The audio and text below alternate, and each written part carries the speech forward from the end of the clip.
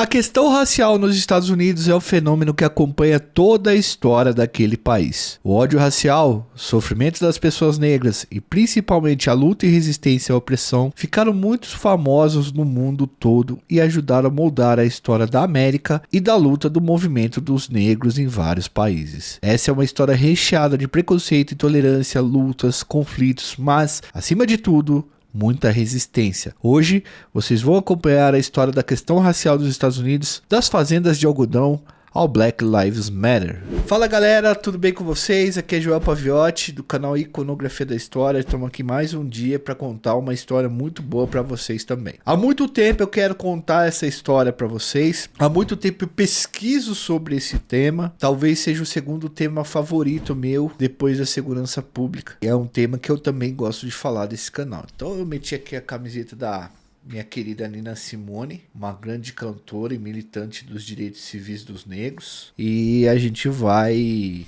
com ela no meu peito aqui, a gente vai trabalhar essa história com vocês. E eu espero que vocês gostem bastante. Temos muitos detalhes. É uma coletânea e um vídeo muito bom sobre a história do negro nos Estados Unidos. E daí acompanha a história do racismo e tal. Lembrando sempre que o racismo é uma coisa detestável. É o fenômeno de uma conduta que nós por aqui odiamos e nós execramos em qualquer lugar que ele aconteça. Se há uma coisa que somos intolerantes aqui no nosso canal, no nosso grupo, é com o racismo, com o preconceito racial. Eu vi minha mãe sofrer preconceitos raciais muito tempo na vida dela e muitas pessoas que eu conheço também. E assim, é o suficiente para a gente entender que essa é uma conduta execrável e quem é racista não é bem-vindo aqui também. Certo, mano? Deixa seu like, se inscreve no canal e ativa o sininho e fica comigo até o final desse vídeo, porque vai ser um vídeo bastante especial, daqueles grandão que a gente tem que ficar junto aqui para que vocês possam entender todo o conteúdo. Beleza? Edu, roda a vinheta.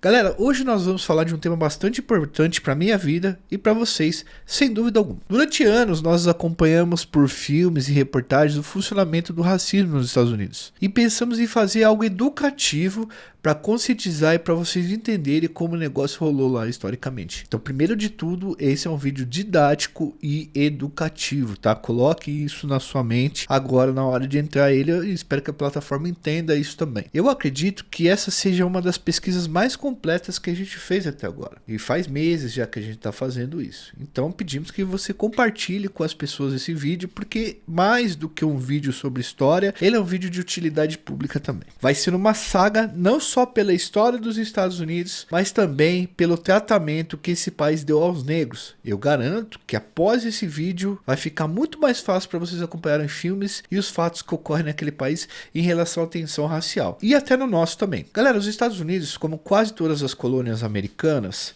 desde muito cedo passaram a fazer uso da escravidão de pessoas negras para fazer com que o sistema econômico funcionasse. Prática terrível e sem escrúpulos, é bom que a gente já deixe isso claro aqui. Hoje o Brasil tá tão louco que tem gente até defendendo aí volta de escravidão, para você ver como é que o bagulho tá doideira no nosso país. Os Estados Unidos tinha um sistema de importação de pessoas escravizadas e exportação de algodão, rum, chá, fumo e outras iguarias para a Europa. Esse sistema, que gerava um enorme lucro aos colonos, era chamado de comércio triangular. Os Estados Unidos exportava coisas para a Europa, com o dinheiro da Europa passava pela África, e na África sequestrava pessoas lá como escravizados e trazia para a América Central para produzir, e aí os Estados Unidos exportava de novo como comércio triangular mesmo. O comércio triangular fez aumentar o número de escravizados não apenas em território norte-americano, mas também na América Central, lugar que sofria grande influência dos norte-americanos e hospedava muitas de suas plantações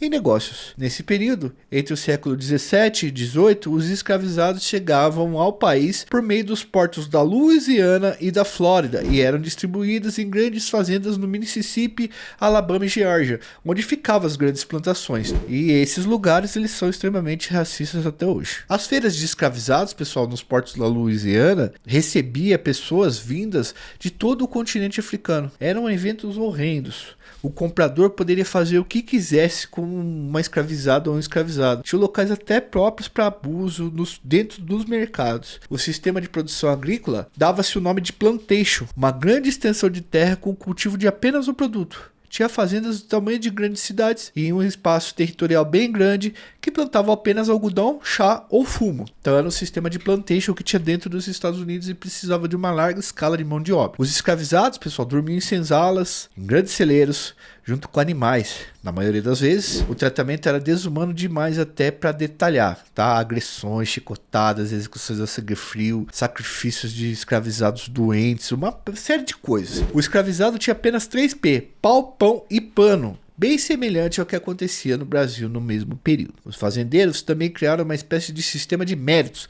Sim, galera, sistema de méritos no meio da escravidão. Veja bem, esse sistema de mérito, ele visava hierarquizar e colocar um negro contra o outro através da distribuição de funções. Foi assim que nasceu o negro da casa, o escravizado que, por ser próximo ao senhor, se identificava com um privilegiado mais íntimo do dono do que dos seus semelhantes de labuta, dos próprios escravizados que eram companheiros dele. Mas os negros não aceitaram pacificamente o processo de escravização. Houve inúmeros movimentos de revolta, dos quais fazendeiros foram enforcados e executados a pauladas. Tem no filme Django, né, o personagem do Samuel L. Jackson, que ele é um negro que ele se identifica, parece mais com a Casa Grande do que propriamente com a senzala. Essa é uma figura muito criticada nos Estados Unidos, que é chamada de negro da casa, que era o negro que se aproximava do senhor e ele se achava diferenciado dos outros negros, mas no fim da história era vítima como os outros negros também. Muitas pessoas chamam esses caras de Tio Tom, que é uma obra muito famosa nos Estados Unidos que falava de um cara que era próximo aos brancos, um cara negro escravizado que era próximo aos brancos. É importante essa história porque vai ter essa tensão entre o cara que ameniza o racismo e o cara que não ameniza o racismo nos Estados Unidos. Toda vez que ocorria uma revolta dessas, ou fugas em massa,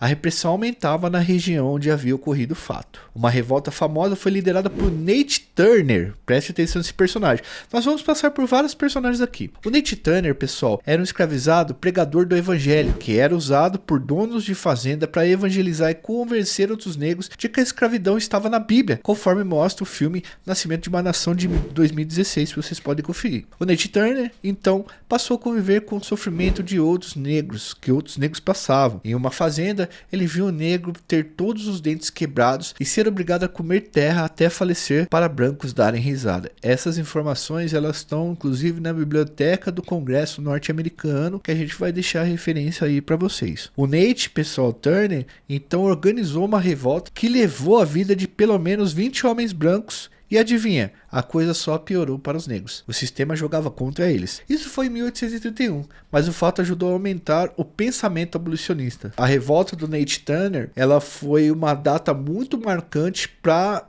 o impulsionamento do movimento abolicionista, ou seja, o movimento das pessoas que queriam o fim da escravidão. Compreendendo isso, vamos para a segunda metade do século XIX, um período importante para entender a questão racial norte-americana. Galera, os Estados Unidos terminam o século XVIII como um país independente da Inglaterra. Com a economia em franca ascensão, o país inicia sua revolução industrial ao longo da primeira metade do século XIX. Ou seja, o país entrava de vez no capitalismo mundial. O norte, com a invenção do descaroçador de algodão, começa a construir inúmeras fábricas, e os Estados Unidos começam a virar uma potência industrial, mas não eram todos os Estados Unidos. Essas fábricas passaram a adotar a mão de obra assalariada e a fabricar roupas no próprio país, prejudicando a exportação de produtos para a Europa e sendo prejudicados pela concorrência, já que escravagistas do sul não tinham gastos com salários. Então a gente tinha o norte do país, vários estados ali se industrializando, e quando se industrializa você precisa de mão de obra assalariada, porque o cara que vai receber salário ele tem que consumir para você poder vender. No entanto, no sul do país era um local onde as fazendas continuavam fortes e os caras queriam continuar exportando produtos agrícolas. Assim, nos Estados Unidos do Norte, os caras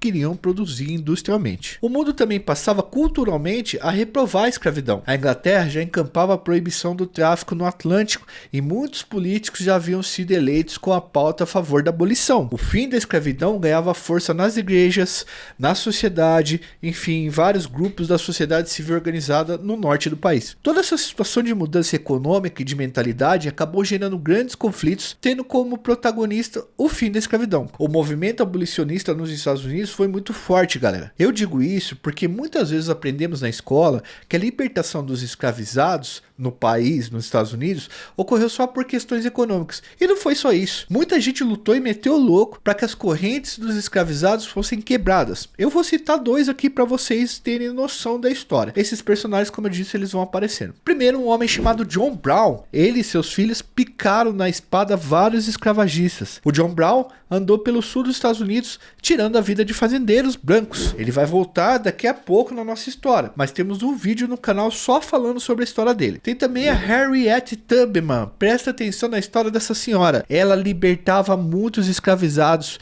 através de rotas clandestinas. Essa mulher era braba demais, viu, tio? Ela libertou mais de 500 escravizados. Ia muitas vezes sozinha libertar essas pessoas, depois garantia que elas não fossem mais presas e conseguia para ela lugares para elas ficarem até empregos. Harriet chegou a ser cotada para estar nas notas de dólar, mas um grande movimento do sul dos Estados Unidos barrou isso daí. A gente vai fazer um vídeo sobre ela aqui porque eu acho que é muito interessante. Mas de fato a Harriet também ela ajudou a traçar rotas clandestinas para que os escravizados pudessem fugir. Voltando aqui no John Brown, galera. O John Brown era pastor e tinha uma interpretação bíblica que ia contra a escravização de pessoas. Mas ele resolveu meter o louco e não ficar só na conversa. Vou dar um exemplo para vocês. Em uma reunião com um grupo de abolicionistas do Kansas, o John Brown disse a seguinte frase, abre aspas, esses homens só ficam sentados falando, precisamos de ação. Então, John Brown, junto com seus filhos e alguns escravizados e um monte de facão, começou a andar pelo meio leste dos Estados Unidos, tá? Aquelas faixas ali do Kansas e tal. Ele passava pelas fazendas e tirava a vida de fazendeiros. Esse episódio ficou conhecido como Kansas Sangrento, mas a coisa piorou quando, com o auxílio de seus filhos e membros do seu grupo, John Brown cortou em pedaços a golpes de facão e espada 5 escravagistas sulistas que eram donos de fazendas de escravizados e bancavam jornalistas e políticos que faziam campanha contra o abolicionismo, inclusive milícias também. A ação fez aumentar ainda mais a atenção no debate político sobre o lance da escravidão. Também impulsionou mais formação de milícias no sul dos Estados Unidos. Essas milícias eram formadas principalmente por jovens de 16 a 24 anos. Depois que o John Brown fez no Kansas, ele partiu para Harper's Ferry, na Virgínia Ocidental, onde tentou assaltar o Forte Militar Federal. Ele queria roubar as armas e bombas que estavam alocadas no lugar para distribuir para os escravizados do estado para que eles fizessem uma revolução e tacassem fogo na Virgínia. John Brown foi contido pelo general Robert Lee, guarde esse nome, General Robert Lee, o qual se tornaria o futuro herói racista dos Estados Unidos do Sul. Nas garras da justiça, John Brown foi julgado, condenado por traição e foi executado. Esse general Robert Lee, pessoal, voltou a ficar famoso há alguns anos, quando resolveram tirar a estátua dele de uma cidade chamada Charlottesville, na Virgínia, em 2017. Deu uma baita treta lá e até gente perdeu a vida no meio do caminho. Mas essa briga entre Brown e Lee é considerado um dos mais importantes estopins para o conflito que vai marcar para sempre a vida dos norte-americanos. A partir daquele momento da invasão do forte,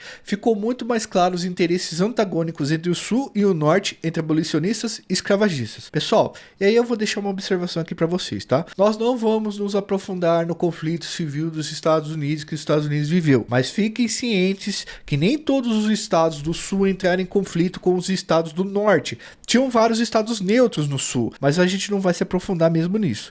O que vocês precisam saber aqui é saber que a abolição da escravidão, que passou a ser principal pauta no país, tá? Ela fez com que o sul, vendo que estava perdendo a batalha, saísse da federação e o sul formou o estado paralelo chamado Confederados. Nas eleições de 1860, Abraham Lincoln, francamente contra a escravidão, foi eleito presidente. Os confederados declararam a saída da federação e nomearam Jefferson Davis como seu principal presidente. Começava ali o conflito civil. Importantíssimo para entender a questão racial nos Estados Unidos. E aí, pouco meu, galera. Era estadunidense tirando a vida de estadunidense à base de bala, espadadas, uma treta terrível. Foram quase 5 anos de guerra, um conflito que assolou o norte e o sul do país. Muitos falecimentos, confrontos, gerações inteiras ceifadas. A política tentava correr para resolver o derramamento de sangue. O Abraham Lincoln, para tentar convencer políticos a passar a lei que abolia a escravidão, fez um pacto com um cara chamado Frederick Douglass. É um outro personagem interessante que a gente vai falar aqui. Frederick Douglass era um grande conhecido na época, e por ser negro, acredito que ele foi esquecido por muitos livros de história, porque pouco ouvi falar dele. Douglass andava de norte ao sul do país falando para políticos e palestrando em universidades sobre o terror da escravização de pessoas. Ele mesmo foi escravizado até os 23 anos de idade, quando fugiu e conseguiu se libertar. Era um dos abolicionistas mais famosos e ele tinha uma eloquência absurda, se comunicava muito bem, principalmente dentro das igrejas, que tem o poder da palavra em certas comunidades, né? E galera, não é só a igreja, mas quem tem o poder da palavra tem o verdadeiro poder mesmo, tá? A palavra é muito forte. Em determinado momento do conflito, Lincoln conseguiu, com margem apertada, a aprovação da 13ª emenda, a qual abolia a escravidão. Vou ler para vocês a 13ª emenda. Não haverá nos Estados Unidos, ou em qualquer lugar sujeito à sua jurisdição, nem escravidão, nem trabalhos forçados, salvo como punição de um crime pelo qual é réu, e o réu tenha sido devidamente condenado. Os escravizados também podiam ir para o norte e lutar pela União e seriam libertos, e isso foi cumprido pelo norte do país. O sul perdeu o conflito, e ao fim dessa treta, além de ter que arcar com todos os prejuízos pesados, perdeu toda a mão de obra escravizada. Assim, os fazendeiros precisaram roçar mato. Lincoln foi executado por um fanático e muitas fazendas, mesmo contra a lei, ainda escravizavam pessoas. Estava aberto ali o ódio que terá como pano de fundo a raça. Inclusive, é bom parar aqui um pouco para explicar umas coisinhas importantes, tá? Nos Estados Unidos, galera, houve um plano de inclusão da mão de obra negra assalariada. Então, quando os negros foram libertos pela 13ª emenda da Constituição norte-americana, que o Lincoln conseguiu passar, o governo norte-americano acabou fazendo um plano para a inserção do negro na sociedade. Os Estados Unidos chegaram a patrocinar a fundação de um país, da Libéria, lá no continente africano, e eles compraram esse país para levar pessoas negras para o continente africano, uma vez que a sociedade norte-americana já era extremamente racista, e muitos negros foram enviados para lá, voltaram para a África. Muitos deles já tinham nascido aqui, tinha netos aqui, filhos aqui e tal, né? É que os caras expulsou os caras de lá mesmo, falou que os caras não eram bem-vindos. Outras medidas de inclusão foram tomadas, como a concessão de terras da União para pessoas negras, ajuda na compra de insumos e maquinários para a produção agrícola. É isso. Houve uma pequena reforma agrária nos Estados Unidos, nos estados do sul, para garantir um pouco de terra para os negros poderem produzir. Havia bancos que parcelavam cavalos, burros e sementes a juros baixos para os negros, por conta de um programa que o governo fazia de incentivo e inclusão dessas pessoas. E isso não foi feito porque os Estados Unidos eram bonzinhos, tá, pessoal? Ou porque não eram racistas. Isso foi feito para inserir o negro no capitalismo, nas indústrias, na produção, dando condições para que eles pudessem comprar e vender coisas e fazer o sistema funcionar. Talvez essa seja uma das grandes diferenças muito interessantes sobre o tratamento do negro nos Estados Unidos e no Brasil. Aqui no nosso país, depois que a Lei Áurea foi decretada, os caras simplesmente abriram a porteira das fazendas e largaram os negros à própria sorte. Não houve um plano de inclusão dessas pessoas negras no mercado de trabalho ou na vida cotidiana aqui no nosso país. Pelo contrário, o que fizeram aqui foi tentar embranquecer a população, trazendo imigrantes europeus para cá, tá? E dispensando as pessoas negras. Teve negros, poucos, é verdade, lá nos Estados Unidos, que começaram a ficar ricos e a ganhar espaço na sociedade e na política. Vale lembrar que aqui no Brasil não teve nada disso, tá? A situação dos negros aqui é bem diferente da dos norte-americanos, historicamente falando. E não sou eu que tô falando isso. Essa conclusão vem de um artigo que a gente leu para fazer esse vídeo para vocês e vai ficar aí nos comentários junto com outras referências. É um artigo escrito, é bom que se diga isso, por um grande pesquisador norte-americano, o George Reid Andrews, tá? Ligado à Universidade de Pittsburgh. O governo dos estados do sul dos Estados Unidos e a população passaram então a cultivar o ódio, colocar a perda do conflito, a culpa da perda do conflito e toda a desgraça econômica da região nas costas dos negros, como se eles fossem culpados. Foi nesse período que se formou a KKK. Eu não posso falar o nome dos caras, então eu vou falar esses 3 baratos, tá? Os 3 Ks. Organização que vocês sabem o que faz, né? É os caras, os ego tia racistas. essa KKK acabou sendo criada e se popularizando pelo sul dos Estados Unidos, porque é isso, gerou-se um ódio racial e os brancos começaram a achar que os negros estavam tomando o lugar deles. Esses grupos tiveram um embasamento e uma ajuda da própria ciência da época, que começou a pregar que o homem e mulher negros estavam abaixo da escala evolutiva, dizendo que eram mais selvagens do que os brancos. No final do século XIX, as ideias científicas ligadas ao pensamento evolutivo criaram a teoria eugenista, ou darwinismo social, se vocês quiserem falar, que sustentou todo um sistema de pensamento que separava pessoas por raças. E isso fez toda a diferença nas histórias dos Estados Unidos e do negro brasileiro também. Na escala evolutiva desse pensamento científico, pseudocientífico, os negros eram intelectualmente e culturalmente inferiores aos brancos. Esse pensamento predominou por anos. Assim, pessoal, eles enxergavam como se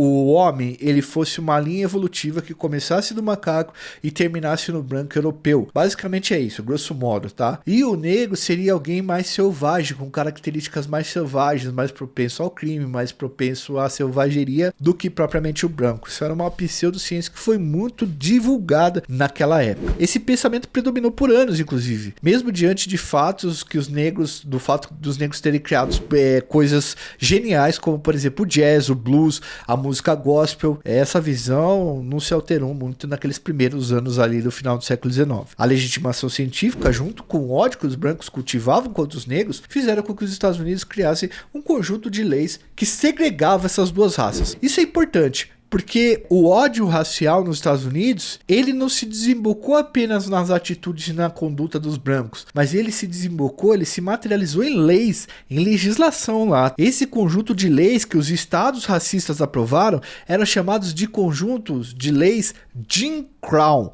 Entendam isso, guarde esse nome, leis Jim Crow. Ela era vigente em vários estados, principalmente no sul do país, que era mais racista. A gente pode citar como exemplo dessa segregação, né? Porque as leis Jim Crow, o que elas fizeram? Elas fizeram ocorrer a segregação entre brancos e negros. Segregação seria a separação entre eles em vários lugares públicos. Podemos citar como exemplo dessa segregação o fato de que negros não podiam se casar com brancos, por exemplo. Havia escolas separadas, restaurantes com entradas diferentes para brancos e negros. Boa parte dos negros não podia votar, por exemplo. Além disso, os negros eram presos com mais facilidade. Em muitos estados do sul, eles não podiam entrar para a polícia, por exemplo. Uma vez presos, voltavam a ser escravizados dentro das cadeias e servir como mão de obra barata. No início do século XX, os negros chegaram a ser 60% da população carcerária, sendo apenas 13% da população do país. As leis Jim Crow também possibilitaram a repressão legal dos negros, legalizada, possibilitando que eles fossem julgados em júris formados apenas por homens brancos, com juízes e promotores também brancos. Esse período de vigência dessas leis passou a ser conhecido como segregação racial nos Estados Unidos. E nossa, vocês têm uma gama de imagens dessa época, imagens pesadas. Eu queria mostrar e comentar essas imagens com vocês da segregação socioespacial, da segregação entre negros e brancos ali em todas as áreas da vida, socialmente, geograficamente e tal. Mas aqui não vai rolar, senão a gente vai perder um pouco o fio da meada do documentário aqui. Mas o branco não podia nem tomar água no mesmo lugar que o negro. Quer dizer, o negro não podia tomar água no mesmo lugar que o branco. O branco podia tomar água onde ele quisesse. Aqui eu vou comentar uma dessas imagens, mas lá no nosso canal de cortes, a gente vai deixar um vídeo para vocês, para quem não sabe, a gente tem um canal de cortes, a gente vai deixar um vídeo para vocês, onde eu vou comentar várias imagens da segregação racial. Eu não vou comentar aqui pra gente não perder o fio da meada, mas lá vai ter um vídeo com várias fotos, para que a gente, eu acho que até o Caio já colocou no card aqui, ou no QR Code, vai ter um vídeo com várias fotos para vocês assistirem. Aproveita e se inscreve lá no nosso canal de cortes, tá? A gente tá optando por fazer isso para não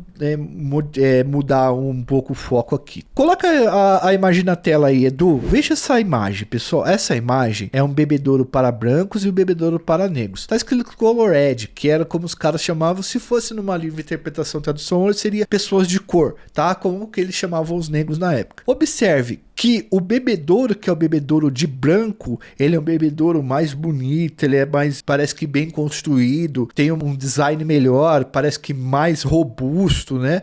Parece que tá mais limpo. Enquanto o bebedouro do negro, ele é bem inferior. Não é apenas a separação dos dois bebedouros, é o negócio tem que ser simbólico, entendeu? Onde o negro toma água tem que ser pior, tem que ser mais sujo, tem que ser mais simples, para demonstrar pro negro que ele era abaixo do branco nessas imagens, para você ter uma ideia. Lá no canal de cortes vocês vão ter mais imagens da gente comentando aqui. Nesse contexto, pessoal, muitos casos emblemáticos marcaram a história de violência contra as pessoas negras praticadas em solo americano. Aqui nós vamos contar vários casos para vocês entenderem a atenção, mas novamente, nós não podemos colocar as imagens por questões de regras que seguimos aqui na plataforma. A gente tem, infelizmente, sim, muitas imagens ilustrativas da violência praticada contra os negros. E a gente acha que essas imagens elas precisam estar nesses vídeos para causar impacto nas pessoas, para as pessoas entenderem o que era isso. Mas como a gente não pode colocar aqui por conta das regras da comunidade, a gente vai fazer um vídeo novamente pro pessoal que ajuda a gente no Apoia-se. Porque esse pessoal ajuda a pagar o vídeo de outras formas e aí a gente paga uma plataforma para colocar para eles no mural lá do Apoia-se esse vídeo com essas imagens que eu comento também, tá? Essas imagens são bastante impactantes mesmo, mas é interessante para a gente poder entender o impacto disso, que isso é real. Cara, tem foto do cara que tá içado pela corda, um homem negro e criança dando risada, é um absurdo. Mas para vocês conseguirem entender isso, infelizmente a gente não pode falar aqui. A gente só consegue fazer e colocar isso lá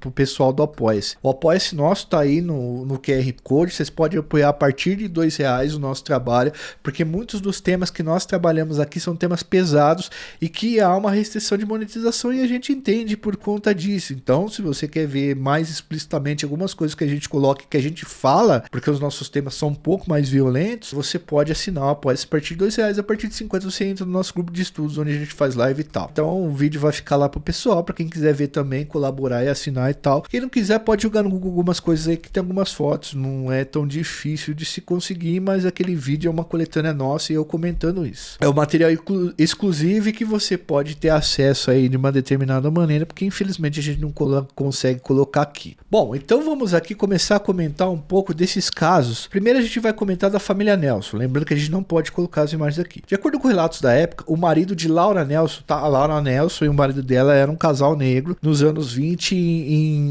no condado de Okemah, em Oklahoma. O marido dela, da Laura Nelson, foi acusado de ter roubado um boi de um homem branco. Diante da pressão popular, as autoridades pegaram a Laura Nelson e o Laurice Nelson, tá, esposo dela, e levaram para a delegacia e começaram a bater neles. O Laurice foi preso e no dia seguinte o vice-xerife do condado apareceu executado. Hoje se sabe que não foi o Laurice. O que os caras fizeram? Eles acharam que foi o Laurice e o que eles fizeram? Pegaram o filho da Laura de apenas 15 anos e acusaram ele de ter tirado a vida do xerife, do vice-xerife, junto com o Laurice, marido dela. O garoto tinha problemas mentais, tá? Ele não tinha condições de fazer o uso de uma arma de fogo, porque ele tinha uns problemas na mão. Mas isso não importava, porque era o negro ali que eles estavam acusando. Diante da acusação, Laura Nelson e Laurice Nelson tiveram sua casa invadida e a Laura foi levada para a delegacia e deixada lá com seu bebê de apenas 9 meses, tá? Na madrugada de 25 de maio de 1911, 40 homens invadiram a carceragem onde Laura estava com os seus 2 filhos, o de 15 anos e o bebê, e levaram o filho mais velho dela junto com a Laura.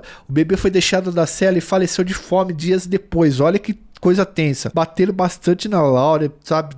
Esculacharam o corpo dela. O seu filho teve os órgãos genitais amputados, tá? E cauterizados com piche quente. E para consumar a barbárie, a mãe e o filho foram içados por uma corda numa ponte do condado. Novamente eu não posso mostrar isso para vocês, mas é muito impactante. Eu acho que precisava ver, velho. Eu concordo com quem não tem gatilho, mas precisa ver. Sabe por quê, mano? Essa cena foi fotografada deles daquele jeito e foi exposta para a cidade inteira e foi usada de cartão postal da cidade, irmão. Nas imagens é possível ver mais de 70 pessoas observando os corpos pendurados e muita gente dando risada. Entre os observadores, a criança de 6 anos e mulheres, senhoras e tal. Esse é um exemplo de muitos casos extremos que praticados contra negros naquele período, do início do século XX até mais ou menos aí 1980. Junto com esses casos, há uma prática da própria Hollywood de construir uma imagem negativa da população afro-americana. Olha como o ódio estadunidense no sul, racial, ele começou a se espalhar por várias áreas da vida. Hollywood deu sua contribuição. Um terrível exemplo, isso é interessante, é o filme O Nascimento de uma Nação,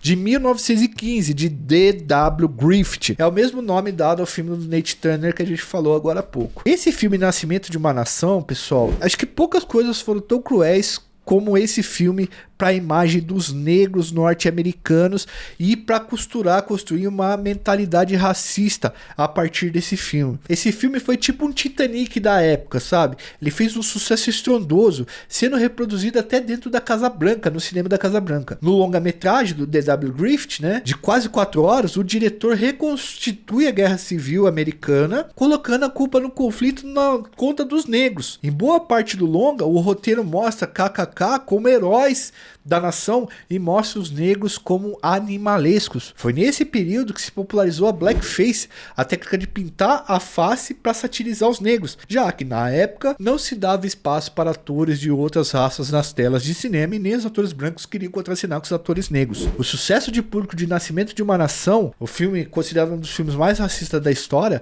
ajudou a transformar a mentalidade da sociedade branca norte-americana em relação à figura do negro. A partir desse filme, os norte-americanos conseguiram construir uma mentalidade que levava a eles pensarem que os negros e acreditarem que os negros eram selvagens e abusadores e potenciais, principalmente o homem negro, que vai sofrer com isso pelo resto dos dias. Em determinado momento da projeção, o homem negro, com trejeitos animalescos, tenta, enfim, cometer violência com uma moça branca. A mulher desesperada pula do penhasco e falece, dando origem a um ódio por parte dos homens brancos contra os homens negros, um ódio maior ainda. D.W. Griffith, o diretor do filme, resolveu mexer com as esposas dos homens brancos ali na representação. As esposas dos homens brancos eram consideradas, conforme a palavra deles, a maior propriedade que o sulista poderia ter. Lembrando que na época a mulher era muito mais machista na sociedade. Poucos anos após o filme, milhares de homens negros foram condenados e esculachados por serem suspeitos potenciais de encostarem ou assobiarem para mulheres brancas, tá? Até quando era tudo consensual,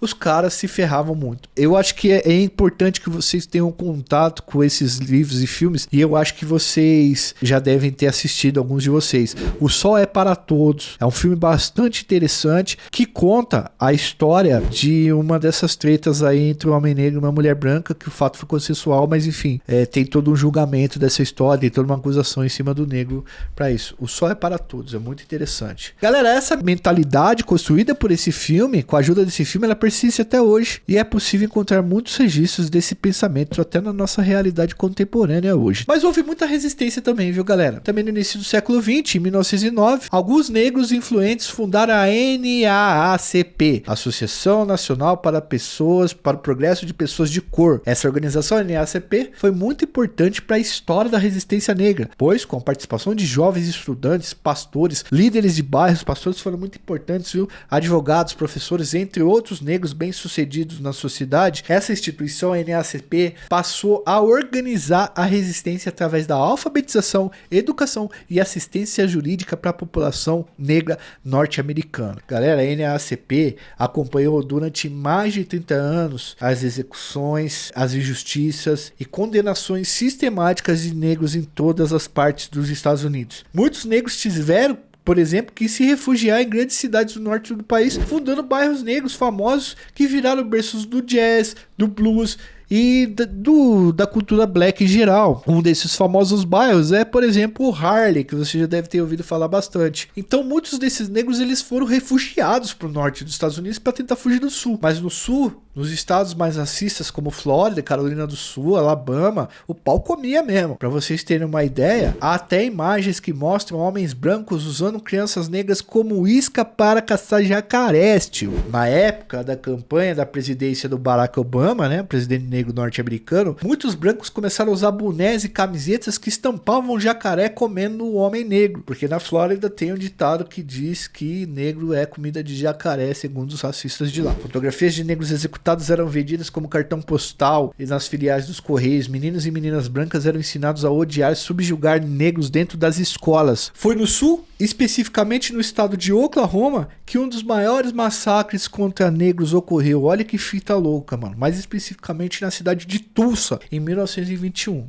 Essa história é pesadíssima, tá? Ela é mostrada, inclusive, naquela série, o Watchmen, tá? É interessante, no primeiro capítulo. Galera, Tulsa, a cidade, era considerada Black Wall Street, olha o nome. Muitos negros que conseguiram enriquecer através do trabalho se mudaram para lá formando uma comunidade. Eles chegaram a montar uma avenida em um bairro chamado Greenwood, apenas de bancos e instituições financeiras formadas por homens negros e escritórios. Era uma cidade que estava se desenvolvendo muito. Um branco nessa cidade sofreu um atentado Jogaram a culpa nos negros e o bicho pegou. Os brancos bateram e tiraram a vida de muitos homens e mulheres negras no local. E a polícia ajudaram os homens brancos, né? Porque naquela época negro não entrava na polícia. Centenas de pessoas perderam a vida nessa fita. E muitos deles tiveram que fugir de lá para o norte do país. Boa parte foi para o Harlem, em Nova York, bairro predominantemente de negros nos Estados Unidos. Depois comprei um livro chamado Homem Invisível, galera. Dá pra ter um pouco de noção, assim, como é que era a vida do negro naquela época, nos anos 40, 50. Podemos contar aqui, pessoal, inúmeras dessas histórias terríveis que brancos fizeram com negros, e a galera achava isso muito normal, tá? Além da história da Laura Nelson, que já falamos aqui, vários outros casos podem dar a dimensão horrível da opressão que era praticada contra os negros nesse período. E é para causar choque mesmo. Um outro caso emblemático foi aquele que ficou conhecido como o caso dos garotos de Scottsboro. Tá? Olha que história isso aí. E isso aconteceu no estado do Alabama em 1931. Em março de 1931, várias pessoas viajavam em um trem de carga entre Chattanooga e Memphis, Tennessee, com escala em algumas pequenas cidades do Alabama. Quando o veículo adentrou o estado do Alabama, um grupo de rapazes brancos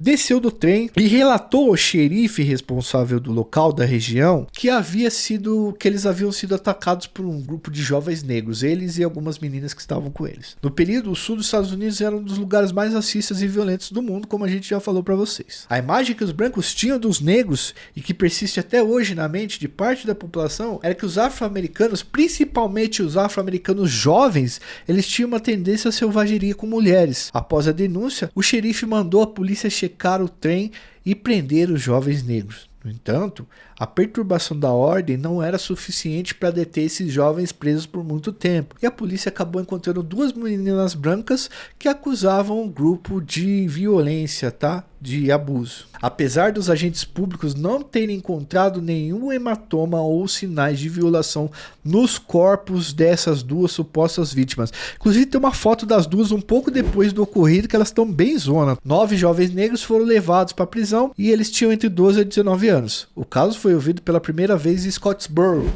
no Alabama. A população da cidade, galera, lógico, se revoltou contra os meninos negros, eram extremamente racistas já, e eles se reuniram em frente à delegacia a cadeia pública para linchar os acusados. Os garotos só não foram, executados ali pela população porque o xerife se mostrou corajoso e não acreditou na história que tinham contado, tá? Diante de mais de 2.000 pessoas, o xerife sacou o rifle, tá ligado? Disse assim, ó, o primeiro que tentar aqui vai pro saco. Eu posso não levar todo mundo, mas 1 ou 2 eu vou levar. Rapidamente, a promotoria e a justiça viram no caso uma oportunidade de mostrar o rigor do Estado em punir pessoas negras, o que na época era apreciado no Sul e muitos promotores que ferravam o negro conseguiam se eleger para governador, prefeito e tal. Então, foram organizados 3 julgamentos apressados, nos quais os réus receberam uma defesa insatisfatória. O advogado de defesa mal sabia o nome de todos os réus, ele nem sabia direito o que tinha acontecido. Todos os envolvidos, exceto um adolescente de 12 anos de idade, Roy Wright, foram condenados por crime de violação das meninas, tá? E eles foram sentenciados à pena capital de execução, o que era muito comum no Alabama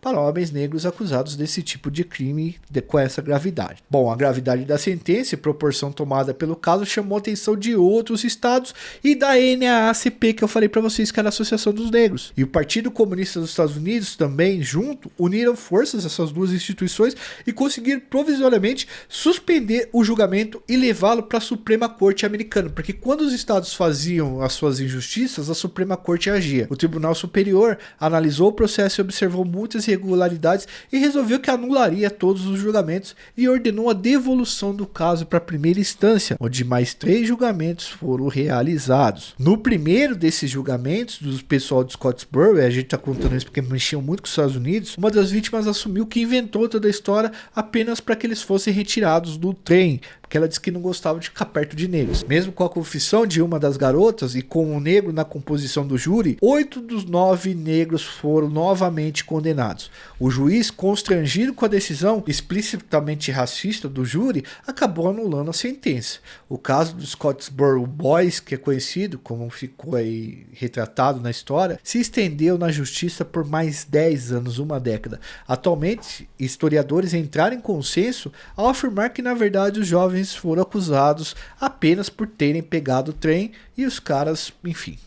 Geralmente, pessoal, os transportes restringiam o número de negros por viagem. 9 garotos juntos em frente aos brancos, viajando no mesmo vagão, demandou aí uma resposta desses brancos racistas que acusaram os garotos de um crime que eles jamais cometeram. Por fim, galera, em 1937, as acusações dos 4 dos 9 envolvidos foram retiradas, a partir de muita luta em cima disso. Aos demais, as sentenças variaram de 75 anos à pena de execução, mas o destino dos condenados já estava traçado por desgraças. Um deles foi baleado na prisão, o outro foi executado por um guarda. 2 conseguiram escapar, mas foram recapturados e acusados de outros crimes e mandados de volta para cadeia. O destino dos caras foi tudo horrível, tá? O réu mais velho e o único condenado a pena de execução capital escapou da cadeia e viveu escondido até 1946, quando foi perdoado pelo governador do estado, que também se desculpou publicamente pelo erro judiciário, que comprovou ter forte inclinação racista na justiça e sociedade norte-americana. Então você ferrou a vida do cara todinha e depois você vai lá e pede desculpa. Esse é um caso emblemático, pessoal, porque ele alterou completamente a visão que os negros tinham e os brancos tinham da justiça norte-americana e passou a considerar muitos casos de acusação de negros como casos de falsa acusação. Também podemos apontar aqui o caso de George Stinney Jr., o mais jovem executado na cadeira elétrica na história da justiça norte-americana. O garoto tinha menos de 45 quilos e foi acusado de ter tirado a vida de 2 garotinhas brancas com uma barra de ferro. Ele foi condenado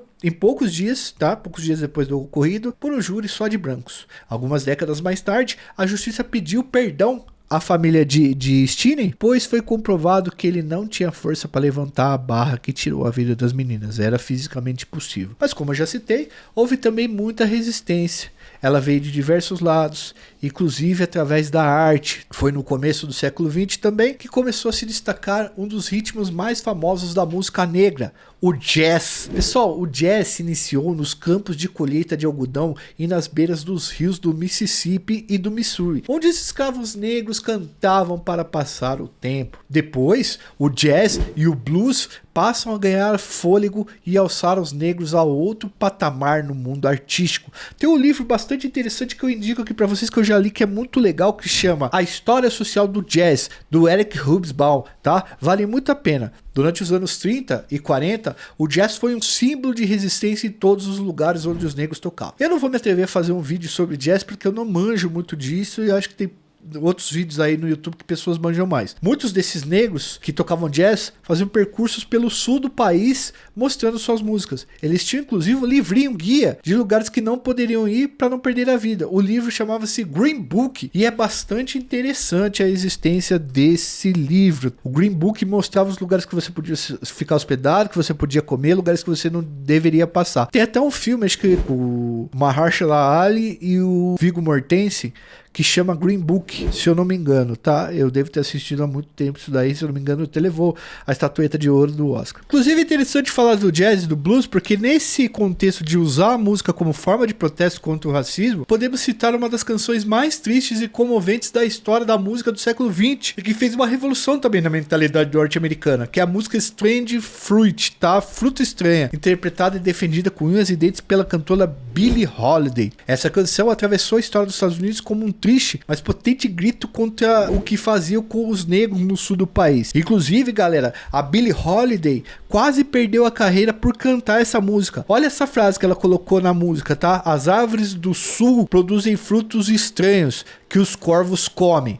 Ela tá falando dos negros que eram içados nas árvores com cordas. A história da música é a seguinte: a Bell Meadowpool, um professor do Bronx, Nova York, abriu em 1930 uma reportagem do The New York Times que relatava as execuções de Thomas Chip e de Abram Smith em Marion, Indiana, no ano de 1930. Os dois homens negros, acusados de tocarem uma mulher branca, passaram por uma sessão onde apanharam com paus e pedras e depois foram içados numa árvore. A notícia mexeu com Abel e ficou por anos em sua mente, até 1936, quando resolveu compor o poema com o tema Strange Fruit e publicar em seu jornal. Em seu jornal não, no The New York Times, né? O jornal não era dele. A poesia fez muito sucesso, falava sobre o estranho fruto que era encontrado encontrada nas árvores do sul. Ele se referia aos negros que eram sistematicamente içados nessas árvores, frutos dessa sociedade segregada dos Estados Unidos. Durante anos, muitas pessoas tentaram convencer a Bell a transformar aquelas linhas em música. O professor então procurou a sua esposa e uma cantora negra e gravaram a música e até obtiveram um certo sucesso. Porém, a canção só ficaria realmente conhecida e famosa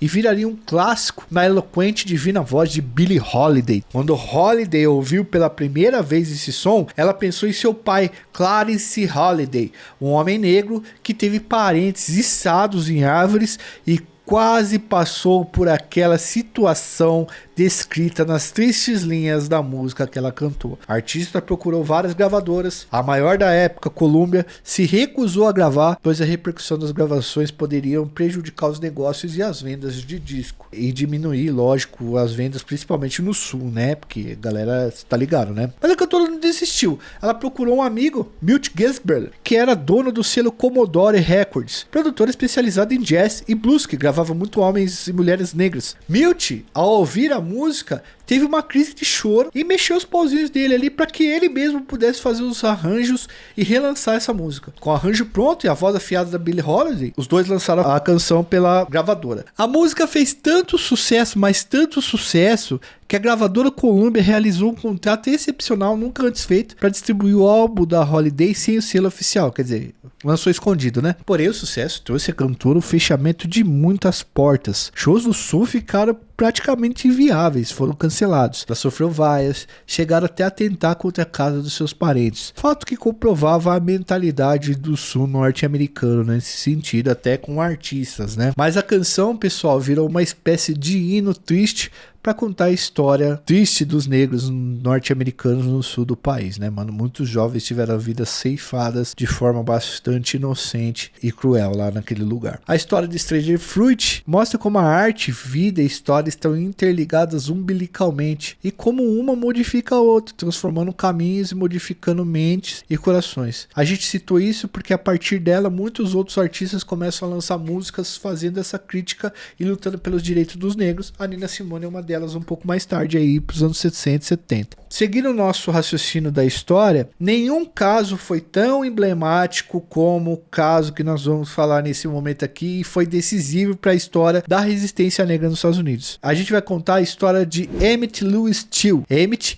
era um garoto negro que cresceu na cidade de Chicago, mas aos 14 anos foi enviado à pequena cidade de Money, no Mississippi, para viver com seu tio, o reverendo Moses Wright. A ideia da família de Emmett era tirar o garoto da cidade grande, que tinha muita criminalidade, para que ele conseguisse terminar os seus estudos de modo mais tranquilo numa cidade menor, com pouca criminalidade. Emmett, então, foi viver com o irmão da mãe e alguns primos nessa cidade pequena. O estado do Mississippi ficou conhecido como um dos locais mais racistas dos Estados Unidos. Porém, a comunidade negra era grande nesse local e muitas igrejas mantinham uma rede de solidariedade na tentativa de incluir essas pessoas negras, tá? Por isso que o moleque, a mãe dele achou que ele ia ser muito bem tratado lá. Em 24 de agosto de 1955, Emmett, um primo e um amigo, foram até um pequeno mercado, quando encontraram uma mulher chamada Caroline Bryant. Pessoal, o garoto teria então supostamente assobiado para a moça de 21 anos que era casada. Caroline contou às amigas, contou o ocorrido para as amigas e para os familiares. O seu esposo, Roy Brant, estava viajando no dia, porém quando ele retornou ficou sabendo do ocorrido. Disposto a se vingar do garoto, Roy procurou o irmão dele, J.W. Milam, e um policial da cidade, que não foi identificado até hoje, e colocaram Caroline em um carro e foram atrás do garoto. Quando encontraram o garoto, sequestraram o moleque. Galera, não posso falar o que fizeram com ele aqui, mas foi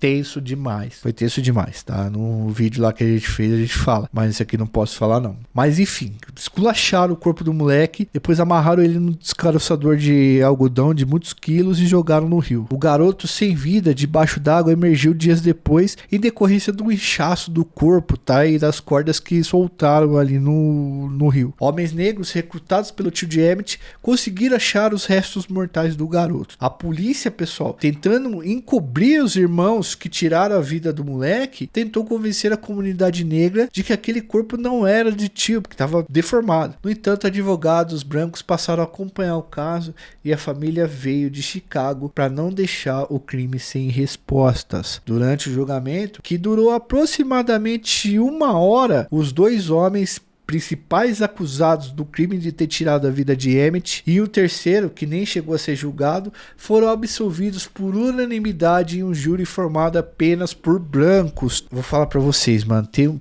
uma foto dos caras saindo do julgamento com as esposas com o rosto de felicidade, enquanto a mãe do moleque, uma outra foto que apareceu na revista, a mãe do moleque chorava a perda do filho, tá? É assustador, mano. Inclusive, a mãe dele mandou velar ele com o caixão aberto, mano, pra todo mundo ver. Meses depois, uma revista pagou $4.000 para que o irmão do Roy, né, que ajudou ele a tirar a vida do garoto, confessasse que tirou a vida do garoto. E ele contou a versão, assumindo que tinha tirado a vida do moleque. Mas então, a lei não previa que ele não poderia ser julgado 2 vezes pelo mesmo crime. E a justiça já tinha absolvido ele. Bom, a mãe de Emmett não deixou o filho ser velado lá naquela cidade. Foi levado para Chicago, onde o movimento negro era muito forte, já era muito forte ali. E muita gente dos direitos civis e do movimento dos direitos civis que já estava grande, pelo movimento da resistência negra já estava grande, aquilo foi a gota d'água, um divisor de águas mesmo. Por isso que a gente tá falando que esse crime foi bastante emblemático. Após a execução do garoto, a luta antirracista ganhou muita força no país. Em 2007, adivinha, aproximadamente 50 anos após o ocorrido, Caroline, né, que é a moça que falou que o moleque assoviou, declarou uma publicação da Vanity Fair que na época mentiu sobre o caso e que o garoto não tinha assoviado para ela nada. Com todos esses casos bárbaros de racismo e execuções de negros norte-americanos, a luta por direitos também se tornou uma constante nos Estados Unidos. E agora a gente vai falar da luta pesada dos negros. Um grande exemplo disso é a história que a gente vai contar esse momento, e nesse momento a gente vai entrar naquelas imagens que vocês veem muito aí do movimento negro fazendo as suas lutas nos anos 50 e 60.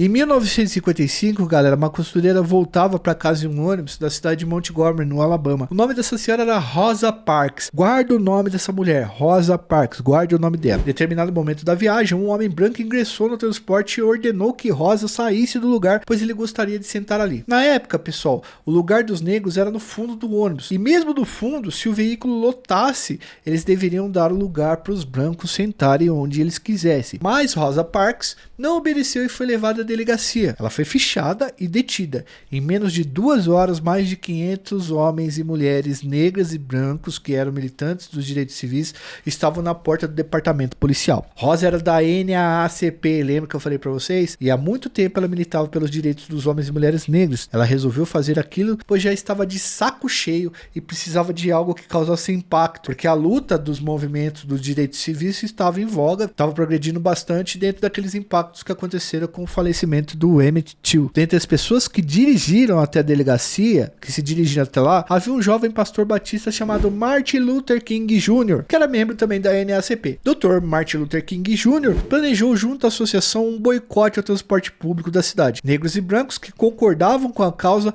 pararam de pegar ônibus por 1 ano. O ato rendeu grandes prejuízos para empresários que, por sua vez, pressionaram o governo municipal e estadual, falando: pô, preciso que esses caras peguem ônibus, senão a gente vai quebrar. Durante o boicote, pelo menos uma vez por semana, os negros de Montgomery se reuniam para marchar pela cidade. Nascia ali o movimento conhecido como Marcha pelos Direitos Civis dos Negros. A manifestação consistia em visitar cidades racistas e marchar nas avenidas principais à mercê de tiros, cuspidas e susceptíveis a todo tipo de violência perpetrada pela população branca. Martin Luther King era claro: proteja o rosto e proteja as genitálias e deixa que a pessoa bata, porque uma hora isso aí vai comover mais pessoas. E realmente era uma mobilização que dava resultado. Fazia do Martin Luther King uma imagem de pacifista, mas não é tão pacífica assim você apanhar na frente das pessoas. Causa um impacto grande. A marcha mais famosa foi a marcha de Selma, cidade onde manifestantes tinham que passar para chegar em Montgomery. O governador mandou espancar os negros que marchavam ali. Muita gente se levantou contra, inclusive muitos brancos. Foi um negócio muito tenso assim, mas muito emocionante também. Foi após a marcha de Selma que Martin Luther King Jr. vai fazer seu mais famoso discurso, e um dos discursos mais famosos da história da humanidade. Ele declamou proclamou na frente de milhares de pessoas o texto com o título I Have a Dream, que na tradução seria Eu Tenho um Sonho. Então vocês percebem aí que o Martin Luther King ele tinha um poder de mobilização muito grande por dentro das igrejas protestantes, né?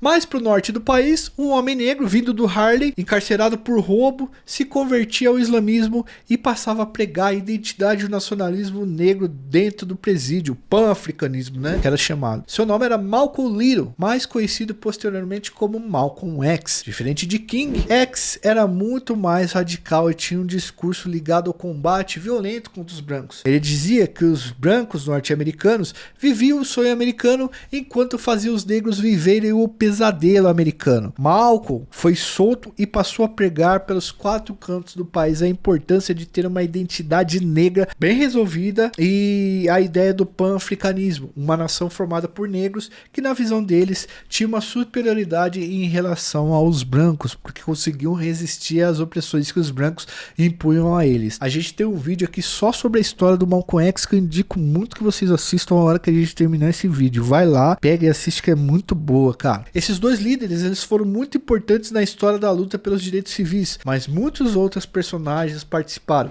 Por exemplo, Dorothy Counts, que foi a primeira mulher negra a ser incorporada numa escola para brancos na Carolina do Norte, ela sofreu muito. É uma imagem muito forte do pessoal xingando ela. A década de 60 foi considerado o boom da luta contra o racismo por direitos. A pequena Ruby Bridges, por exemplo, foi uma das primeiras crianças negras a estudar numa escola para brancos. Tem uma imagem muito forte dela que ficou muito famosa. A menina teve que ser escoltada por agentes federais durante 6 meses que ela ia para a escola. Pais brancos ficavam na porta da escola xingando a menina e ameaçando tirar a vida da garota caso ela não saísse fora da escola. Tem muitos casos pra gente falar aqui, inclusive, pessoal, muitos mesmo, de gente que lutou, que meteu a cara mesmo pra quebrar essas barreiras da segregação, tá? Muito interessante isso. A gente pode citar, inclusive, um cara que eu estava até esquecendo, que é o Thurgood Marshall. O Thurgood Marshall, ele se formou em Direito, um homem negro, e ele ia de cidade em cidade para libertar negros presos que eram presos inocentemente. Ele virou o primeiro homem negro na Suprema Corte norte-americana. Outra pessoa que nós podemos citar que é fundamental na história da resistência negra e da luta dos direitos civis é Mary McLeod Bethany, uma professora que alfabetizou e deu aula de Constituição dos Estados Unidos para nada mais nada menos do que 20 mil negros, possibilitando que eles tivessem noção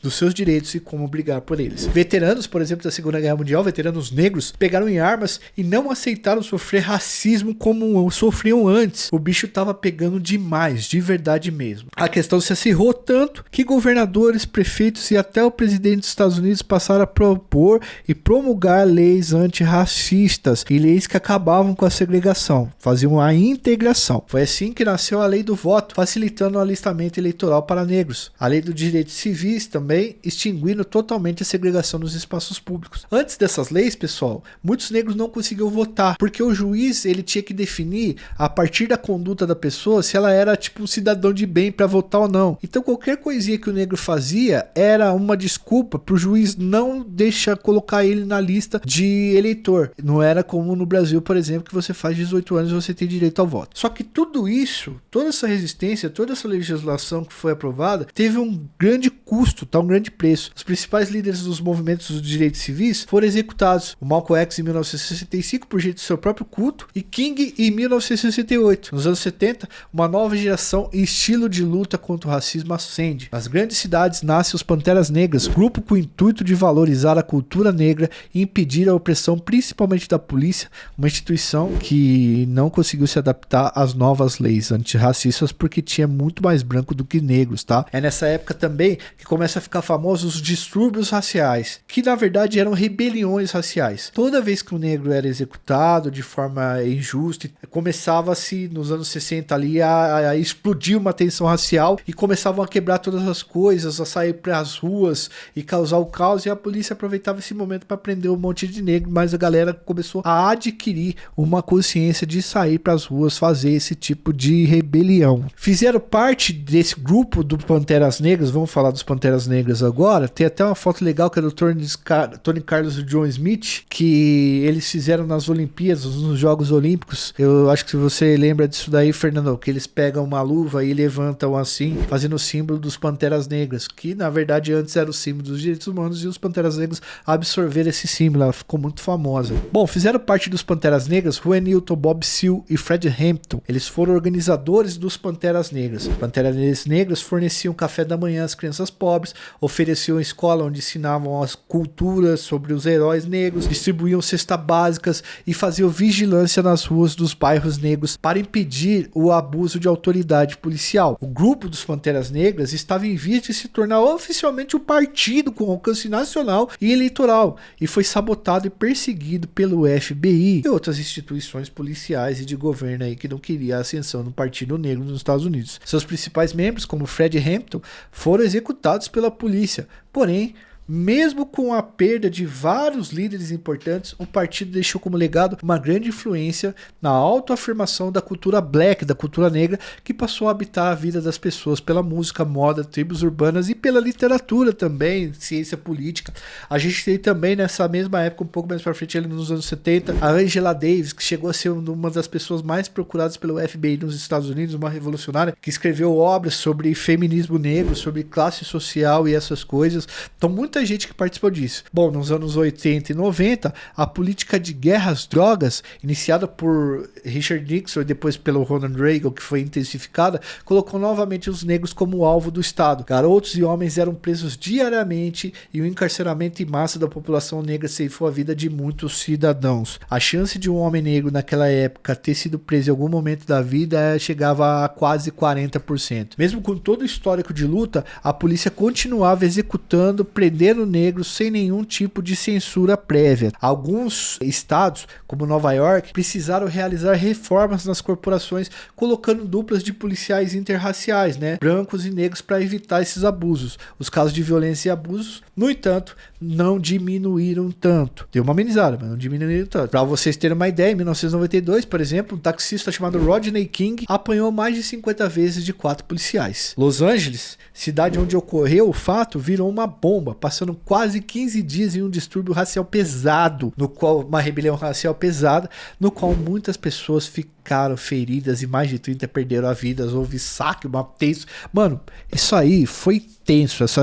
Se vocês pegarem as imagens de Los Angeles da época, tem coreano trocando tiro com negro, trocando tiro com branco, trocando tiro com polícia, forças armadas. O negócio foi tenso lá em Los Angeles, lá, viu, cara? Teve delegacia queimada. Foi um prejuízo de milhões, para centenas de milhões para a cidade. E ela parou durante vários dias. E essa discussão sobre a questão racial foi enorme, foi muito grande. Tanto que o O.J. Simpson, que foi aquele jogador de futebol americano famoso, ele entrou em julgamento por um crime que ele teria cometido. Na verdade, não cometeu. Na verdade, não, ele foi absolvido, de um crime de ter tirado a vida da própria esposa. Ele pegou muito esse lance do Rodney King pra discursar, fazer sua defesa em cima do lance do racismo da justiça norte-americana e da polícia norte-americana. Bom, pessoal, além disso, durante os anos 80 e 90, o hip hop ajudou a impulsionar um novo olhar para a população negra. Rappers como Tupac, Snoop Dogg, Dr. Dre, Notorious Big transformaram a história da música americana, levando as falas contra o racismo a muitas pessoas brancas. Na virada do milênio veneno, as coisas continuavam na mesma situação. Em 2012, um garoto negro foi executado por um vigia. A população negra, revoltada mais uma vez, sai às ruas para protestar. Ali naquele momento de luta, nasce um movimento chamado Black Lives Matter, vidas negras importam, para mostrar, tá, o quanto para a polícia os negros eram alvos preferenciais em qualquer operação de rotina. A pergunta mais feita pelos manifestantes e ativistas do movimento do Black Lives Matter é: por que tantos homens negros perdem a vida nas mãos da polícia? Por que os negros são 13% da população, mas 40% dos encarcerados? A história do racismo nos Estados Unidos é uma montanha de corpos negros que tiveram as vidas retiradas pelo Estado e por pessoas brancas. Essa é a luta desde que o primeiro negro escravizado pisou em território estadunidense. Os distúrbios que nos últimos anos assolam o país Yankee são resultados desse processo histórico, regado a muito sangue, lutas e resistência da população negra dos Estados Unidos. E eu acho que a gente conseguiu passar o recado para vocês. E pede aí nos comentários, comentem aí, vamos debater, vamos discutir. Não gosto de racista, se tiver comentário racista aí, a gente vai tirar o cara do canal, excluir o cara do canal, e a gente vai denunciar também. Não pensem que o anonimato de vocês pela internet, no YouTube aqui, deixa com que vocês podem falar o que quiserem, tá? Não podem. Ademais, eu acho que vale a pena depois um vídeo da gente falando sobre a história do negro no Brasil, que eu acho interessante também pra gente conhecer um pouco mais da nossa história. Galera, esse foi mais um vídeo especial. Obrigado até aqui por vocês terem acompanhado a gente. Deixa seu like, se inscreve no canal, ativa o sininho. Se possível, assina um apoia-se aí, vocês já vão ter esse vídeo exclusivo assim que assinar hoje, a partir de R$2. E, se possível, ajuda a gente no Pix também, tá? Acesse o nosso canal de cortes pra ver lá eu reagindo e conversando, explicando as fotos da época da segregação socioespacial. Conteúdo gratuito, é só entrar lá e assistir, beleza? Forte abraço a todos, fui, valeu mais uma vez.